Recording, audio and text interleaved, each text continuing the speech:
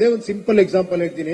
Cinema ನಾವು ಮಾಡಿದಾಗ ನೀವು ಮರ್ತೋಗಿರ್ಬೋದು, ನೀವು ಇಡೀ ಗಾಂಧಿನಗರ ನೋಡಿದವರೆಲ್ಲ ಇದು ಏನಯ್ಯ ಪಿಕ್ಚರ್, ಡಬ್ಬಾ ಪಿಕ್ಚರ್ ಅಂತ. ನನಗೆ ಒಂದೇ ಒಂದು ಪಾಸಿಟಿವ್ ರಿವ್ಯೂ ಬಂದಿರಲಿಲ್ಲ ಆ ಪಿಕ್ಚರ್.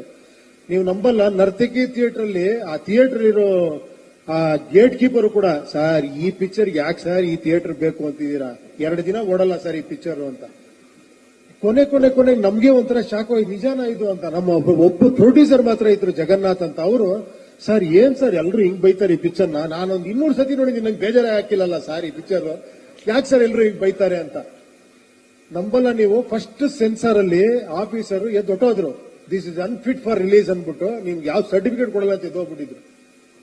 ನಂಬ್ತೀರಾ?